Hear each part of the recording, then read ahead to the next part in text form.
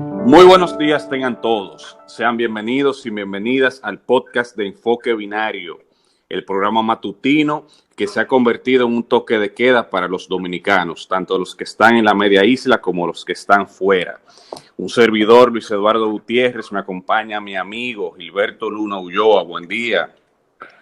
Buen día Luis, buen día a toda la audiencia de este espacio, con toda la disposición de seguir compartiendo con ustedes importantes informaciones hoy lunes 5 de octubre. Vamos arriba. Así es, así es. De inmediato vamos a pasar con el resumen de las principales noticias. Mira, la Policía Nacional informó ayer que recuperó 600 móviles robados a una empresa importadora. Tú sabes, Gilberto, que desafortunadamente en República Dominicana desde hace muchos años se ha criticado mucho que existen empresas que están detrás, digamos, de la mafia del robo de los celulares. ¿En qué sentido? En el sentido de que compran celulares robados y bueno, que han sido utilizados para crímenes, etcétera, etcétera. Incluso hace unos meses habíamos comentado un hecho que ocurrió en Santo Domingo de una persona que le robaron su celular, que lo atracaron, y luego sucedió que lo encontró en un puesto de celulares, en una plaza comercial en Santo Domingo. Vamos a esperar que la Policía Nacional y el Ministerio Público le ponga ojo a esto, porque si no acaban con la mafia que tienen las empresas, el problema del robo de los celulares va a seguir. Por otro lado, el Ministerio de Salud Pública reportó 554 nuevos contagios del COVID-19 y 6 muertes. Afirmó que el porcentaje de positivos en los test se situó en un 12.5% en las últimas 4 semanas, con una ligera tendencia a la baja. Por otro lado, el presidente Luis Abinader reaccionó ante las críticas y dijo que no habrá más impuestos sin consenso con la ciudadanía. Mira, en cuanto a ese último tema, el tema del que se ha estado hablando este fin de semana acerca de la posibilidad de aumento de algunos impuestos, la creación de otros y demás. Yo creo que desafortunadamente aquí en República Dominicana, sobre todo los sectores de los movimientos sociales, a veces actúan con cierto infantilismo. Te voy a decir de inmediato por qué. Durante el fin de semana en las redes sociales veíamos que decían que sin presos y sometimientos no iba a haber ningún tipo que no era justo de que se aumentaran los impuestos, se crearan nuevos impuestos, que lo que había que hacer era que los funcionarios de la administración pasada pagaran los que habían cometido actos de corrupción, que devolvieran los robados y bueno, en fin, algunas cosas que uno como ciudadano pudiera estar de acuerdo. Ahora bien, la pregunta mía es la siguiente. En una situación de crisis económica como la que vive el país, que solamente el Estado puede generar, digamos que ingresos de dos maneras, o a través de la tributación, los impuestos, o a través del endeudamiento interno o externo.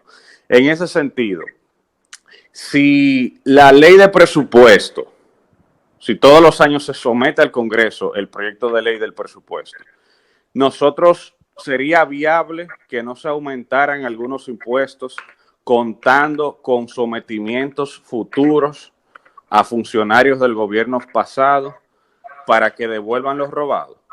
Me explico. Yo puedo tomar a un funcionario del gobierno pasado que yo entienda que cometió actos de corrupción y cogerlo y decirle, mira, yo te voy a meter preso y de inmediato búscame todo lo que tú te robaste. Y eso yo lo voy a utilizar para X cosa, para el Estado, ¿verdad? Decir eso es no conocer cómo funciona la administración pública ni cómo funciona la justicia. En lo que el hacha va y viene hay que resolver, y hay que resolver de alguna manera. Ahora bien, con lo que yo estoy de acuerdo, que muchos sectores han criticado, es que no es justo que la crisis la vayan a pagar los de abajo, que la soga, como dicen, corte por la parte más débil.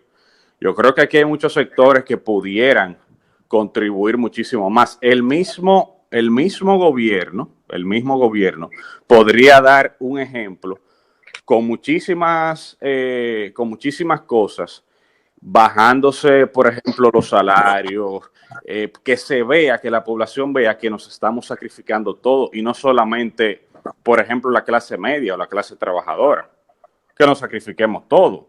Entonces, digamos que hay muchísimas maneras de que se pueda tributar hacia, digamos, que los más privilegiados sean los que carguen con parte de la crisis o que la crisis sea equitativa. Yo te pregunto a ti, Gilberto, ¿cuánto dinero no se han ganado las AFP en los últimos años?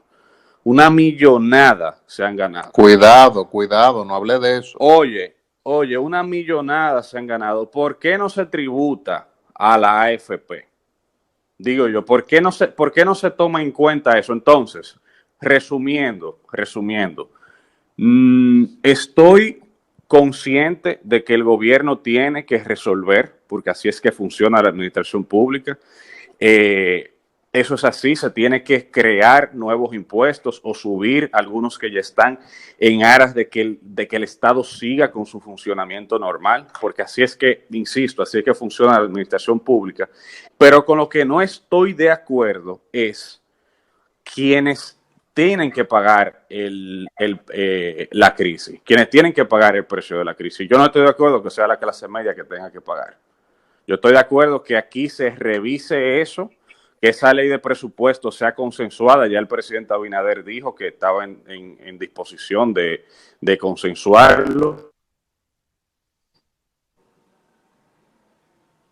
Y bueno, esperar que sea así y que realmente sea algo justo y que el gobierno sea el primero que dé ejemplo de que se va a sacrificar. Porque o aquí nos sacrificamos todo o no nos sacrificamos ninguno. Mira, yo estoy de acuerdo contigo. Y con relación a eso que tú mencionas, de que aquí nos sacrificamos todo o que no nos sacrificamos ninguno, aquí la clase media se está sacrificando de hace rato y nadie lo ve, nadie dice nada, porque la clase media es la que más ha sufrido con todo esto de la pandemia. Fíjate que las grandes cadenas de supermercados, las grandes farmacias, muchas empresas de producción nacional de zona franca, que sus principales productos son de exportación, han estado operando con cierta continuidad, con cierta laboriosidad.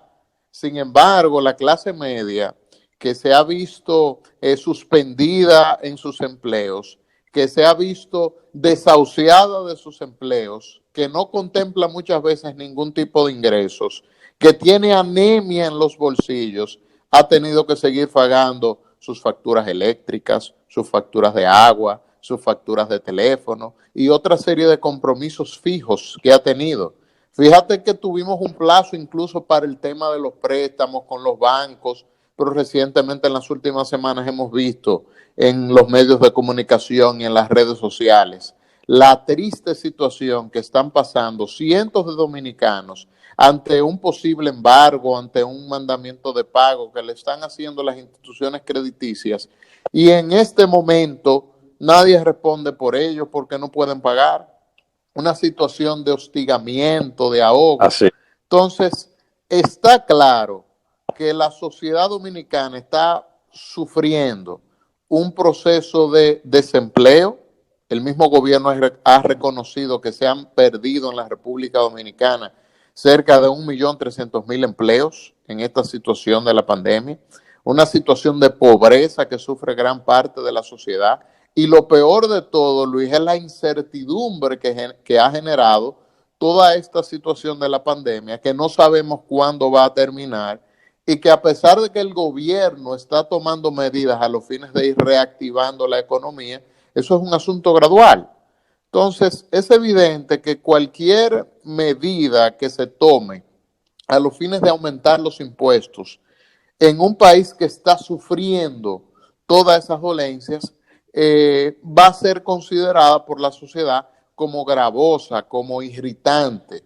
Y eso fue lo que vimos durante todo el fin de semana, donde en redes sociales, por ejemplo, como Twitter, el trending topic, la tendencia número uno durante casi 24 horas era precisamente que la gente no iba a aceptar más impuestos. Y luego incluso vino la tendencia de que no se iba a aceptar más impuestos si no se devolvía los robados, si no se sometía a la justicia a los exfuncionarios de los antiguos gobiernos del PLD. Hubo una tendencia que incluso le decía se van al gobierno, un acto total de insensatez, un gobierno que apenas tiene 51 días ahí guiando las riendas del Estado. Hay que ser consciente de que, por otro lado, el gobierno tiene limitaciones económicas. El gobierno tiene el gran reto de recuperar los niveles de inversión, los niveles de productividad económica, los niveles de empleos, esos empleos que mencionaba hace poco que se han ido perdiendo. Ahora el gobierno le presentó al país un presupuesto con más gastos que con ingresos, porque precisamente fruto del cierre de muchos sectores, de esas limitaciones de salud y económica, el gobierno ha visto limitadas sus recaudaciones fiscales. Y ahí es donde viene el tema de necesariamente el gobierno tener que hacer un rejuego, tener que hacer una especie de remiendo en su presupuesto para ver de dónde obtiene los recursos para volver a incentivar la economía. El presidente Luis Abinader, yo quiero valorar, Luis, la sensatez que tuvo de inmediatamente dirigirse al país. Yo creo que esa es una muestra de que el presidente Luis Abinader es un presidente que da la cara a una sociedad que está cansada de que los gobernantes le den la espalda. Inmediatamente cuando vino este revuelo, trató de extinguirlo inmediatamente, dándole la razón a la sociedad de que cualquier tipo de impuestos iba a ser consensuado. Y no podía hacer otra cosa, porque durante toda la campaña el presidente Luis Abinader abogó por la reducción de impuestos. Yo creo que fue coherente en ese sentido con lo que él ya había prometido, a pesar de que el contexto y las circunstancias que estamos atravesando ameritan de que de alguna manera el gobierno tenga más ingresos. Y esa necesidad de incrementar impuestos, aquí se viene hablando de la necesidad de un pacto fiscal desde hace mucho tiempo. Ahora ese pacto fiscal, ese aumento de impuestos, tiene que ser realmente consensuado. Los sectores que más tienen se supone que son los que más deberían contribuir con la economía y con la sociedad. Ahora, por otro lado, y con esto termino mi comentario sobre el tema, Luis, presento la sensatez del gobierno, del presidente Luis Abinader, de dirigirse inmediatamente a la sociedad, de apagar esa chispa antes de que se convirtiera en un gran incendio.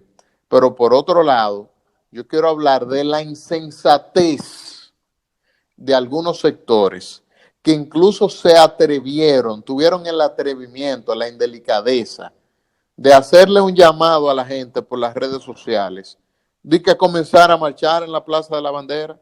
Pero esto es insólito. Eso es lo que se llama un sinsentido a quienes plantearon esa posibilidad. Eso es un planteamiento desmedido. Lo que menos nosotros como sociedad necesitamos en las actuales circunstancias es que haya un proceso de desestabilización del país, de desestabilización de la economía.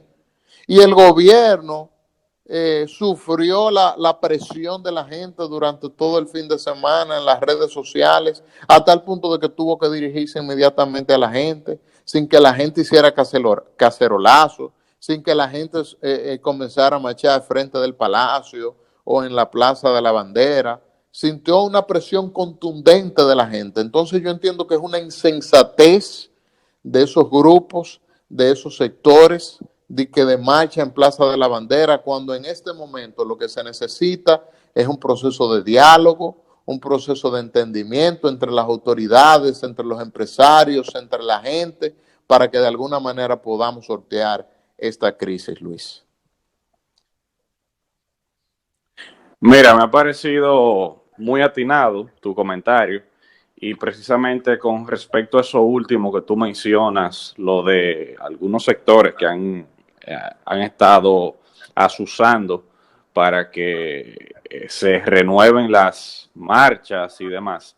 Por eso yo te estaba mencionando del infantilismo que tienen un sector de los movimientos sociales, no todo el sector, pero sí una parte. Porque era por lo que te decía, Gilberto, es el hecho de que desconocen cómo funciona la administración pública, cómo funciona un Estado. O sea, es que tú no tienes de otra. O tú te endeudas de manera externa o interna, o tú creas nuevos impuestos, o tú subes lo que ya está en un momento de crisis. Es una realidad. Eso ni siquiera hay que ser un economista, ni un especialista en administración pública para saber eso. ¿Tú entiendes? O sea, lo que siento es que hay un desconocimiento generalizado y una especie de falta de reflexión de algunos sectores del problema que hay. Por eso yo te decía que cuando yo escuchaba que mucha gente, hasta por las redes sociales, gente que uno conoce, decían, bueno, vamos a pagar los impuestos, pero luego de que caigan presos y que paguen los robados. Ajá, ven acá, pero aquí hay algo que se conoce como presunción de inocencia, aquí hay algo que se conoce como debido proceso. Esto no es la Unión Soviética de Stalin, que a los enemigos lo cogían a las 12 de la noche, lo enjuiciaban en 2 días y después lo metían preso, lo fusilaban. O sea, ¿de qué están hablando? O sea, ¿cuánto dura un proceso penal en este país? ¿Mm? ¿Cuánto puede durar un proceso penal? Primeramente la investigación, que dura un tiempo considerable. Luego el proceso en sí. Luego una sentencia de primer grado que puede ser recurrida en apelación. Luego a la Suprema. Luego al Tribunal Constitucional. ¿De cuánto tiempo estamos hablando? Entonces estamos hablando de que ahora hay que resolver, porque la ley, el presupuesto es para el 2021 y ya estamos en octubre. Entonces, ¿de qué me hablan a mí cuando dicen, bueno, no, sometimiento y que paguen los robados? Yo estoy de acuerdo. Yo estoy completamente de acuerdo con eso. Ojalá que puedan haber procesos y que el que haya metido la mano que él pague y que devuelva los robados, claro que sí. Pero en lo que la chava ahí viene, ¿qué hacemos entonces? Nos quedamos sin presupuesto. Vamos a esperar 10 años, 5 años a que lleguen a que haya ya una sentencia condenatoria. Bueno, vamos a hacerlo, pero no vamos a quedar sin presupuesto. Perfecto. ¿Cómo se hace la administración pública? ¿Cómo se pagan los empleados públicos? ¿De qué? O sea, vamos a ser un poquito más reflexivos, pienso yo, en cuanto a ese tema, porque la verdad es que la ciudadanía no puede estar, digamos que emitiendo opiniones de una manera tan graciosa, por así decirlo. Reflexionen un poquito. Yo sé que hay mucha gente que está indignada. Yo sé que sí. Hay muchas cosas que hay que criticarle a ese proyecto de ley de presupuesto de 2021, como yo dije, como bien dijo Gilberto también, que, óyeme, que hay otros sectores que pudieran pagar y no la clase media y los sectores populares. Estamos de acuerdo con eso. Ahora, vuelvo y repito, no me vengan a mí con este falso debate de que yo voy a pagar los impuestos después que estén sometidos y después que hayan pagado los robados. No, espérate, así las cosas no funcionan. Y el que esté diciendo eso o lo dice con mala fe para asusar a la población o realmente desconoce, repito, cómo que funciona un Estado de Derecho. A mí me luce, Luis, que eso es con total mala fe, porque eso es un desconocimiento real, sustancial de cómo se maneja, de cómo se opera un Estado. El debate no debió ser ese. El debate debió ser identificar otras fuentes de donde el gobierno puede incrementar o obtener más recursos. Por ejemplo, mira, sal a cualquier barrio, a cualquier urbanización de clase media, media baja y de ahí para abajo. Tú te topas con que en una cuadra, mínimo, tú tienes 4 bancas de apuestas. 4 bancas de apuestas. En este país hay más bancas de apuestas que universidades y escuelas. Y muchas de esas bancas incluso son ilegales, son informales, no cuentan con la debida acreditación del Ministerio de Hacienda, del Estado. Bueno, pues vamos a empezar por fiscalizar cada una de esas bancas, que estoy seguro que el gobierno Claro. va a estar percibiendo una serie de beneficios fiscales y tributarios que en este momento no está percibiendo. Entonces, ahí está una propuesta para el gobierno. Ese debe ser el debate. La sociedad, la democracia Exacto. crece en la medida que la gente aporta, no solamente en la medida que la gente critica, Luis. No, y fíjate una cosa, estamos hablando de un sector, es el el de la banca, que no hace ningún aporte tampoco, porque eso es proliferar el vicio, en verdad. Tú te vas, no, pero tú mencionaste los sectores clase media baja y sectores populares, pero tú te vas para las zonas rurales, mi hermano, y ahí que el asunto es triste. Tú ves que hay muchos sectores rurales de aquí, de este país, que lo que hay es banca nada más, una escuelita y dos bancas, y ahí esa es la fuente de empleo de la gente, no tiene más nada. No hay centros culturales, no hay absolutamente nada. Entonces, vamos a agravar el vicio, vamos a agravarlo el vicio mejor, vamos a agravar las bancas de apuestas, vamos a agravar el romo. Tú ves todo el mundo los fines de semana, desde que el viernes arranca hasta el domingo, bebiendo como que el mundo se va a acabar. Vamos a grabarlo el romo, que el consumidor al final no lo va a ver tan, no se va a ver tan afectado. Vamos a subirle algunos pesos de impuestos. El que quiera beber romo que pague un chin más. Porque, verdad, eso no puede ser como beber agua, ni como comer. Eso se supone que es un lujo. Vamos a subirle, vamos a colocarle impuestos a los vicios.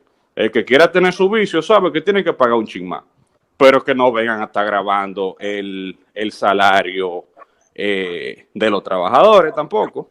No, por ahí no es que viene el asunto. Vamos a grabar, como dijo Gilberto, primeramente esos sectores, la banca. Lo que pasa es, y ya con esto termino, que hay muchos sectores poderosos que están detrás de esas bancas. Hay que tener problemas también. Hay muchos sectores políticos que están metidos ahí. Y nosotros sabemos, tú ves, porque no somos tontos. O sea que es por ahí que hay que arrancar. Bueno, hermano, yo pienso que hemos llegado al final de este espacio. Lamentablemente el tiempo le ha puesto límite a la presentación de hoy, pero aprovechamos para hacerle una invitación a la gente a que nos acompañe mañana por el mismo lugar, a la misma hora, que de seguro estaremos compartiendo otras informaciones relevantes e importantes con todos ustedes. Gracias por acompañarnos.